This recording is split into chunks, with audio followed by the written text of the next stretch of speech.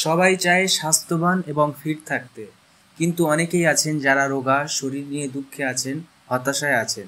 আজকের ভিডিওতে আমি বলবো কিভাবে আপনি প্রাকৃতিক উপায়ে মোটা হতে পারেন, কোন ধরনের খাবার গ্রহণ করবেন, কিভাবে দৈনন্দিন অভ্যাসে কিছুটা পরিবর্তন এনে স্বাস্থ্যবান হতে পারবেন।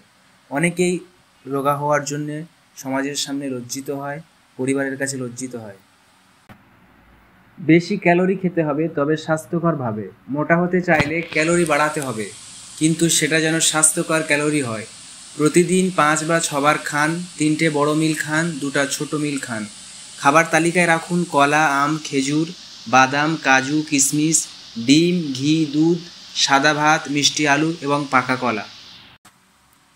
প্রোটিন ও কার্বোহাইড্রেট বাড়ান, শুধু ফ্যাট নয়, মাংসপেশিও গঠন করতে হবে। তাই প্রতিদিন অন্তত 70 থেকে 100 গ্রাম প্রোটিন খাওয়া জরুরি।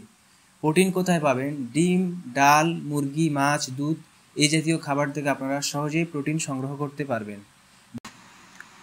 ওজন বাড়াতে চাইলে আপনাদেরকে ব্যায়াম করতে হবে। অনেকে ভাবেন ব্যায়াম করলে ওজন কমে যায়।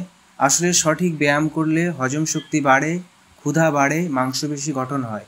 ব্যায়ামের ধরন: হালকা ওজন তোলা, স্কোয়াট বা পুশ আপ, ঘরোয়া শরীরচর্চা ইত্যাদি ব্যায়াম আপনারা করতে পারেন। ঘুম এবং স্ট্রেস কন্ট্রোল: 8 ঘন্টা ভালো ঘুম আপনার হরমোন ঠিক রাখে এবং ওজন বৃদ্ধিতে সাহায্য করে। দুশ্চিন্তা থাকলে ক্ষুধা কমে যায়, তাই চেষ্টা করুন মানসিক চাপ এবং দুশ্চিন্তা থেকে নিজেকে দূরে রাখতে, এতে ভালো ফল পাবেন। ঘরোয়া ও প্রাকৃতিক টিপস: প্রতিদিন সকালে খালি পেটে 1 গ্লাস দুধ পান করতে পারেন, সাথে 5টা খেজুর ভিজিয়ে খেলে আরও দারুণ ফল পাবেন। রাতে ঘুমানোর আগে 1 গ্লাস গরম দুধ পান করুন। মোটা হওয়া সময়ের ব্যাপার, ধৈর্য ধরুন, নিয়ম মেনে চলুন, কেমিক্যাল বা ভুল ওষুধ খাবেন না, এতে আপনার শরীরের ক্ষতি হয়। অনেকেই এই ভুল পদ্ধতি অ্যাপ্লাই করে সহজে মোটা হওয়ার জন্যে, খুব কম সময়ে মোটা হওয়ার জন্যে তারা ওষুধ গ্রহণ করে, এতে তাদের স্বাস্থ্যে অনেক ক্ষতি হয়। প্রাকৃতিকভাবে মোটা হন, সুস্থ থাকুন।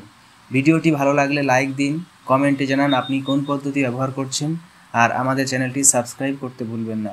ভালো থাকুন, ধন্যবাদ।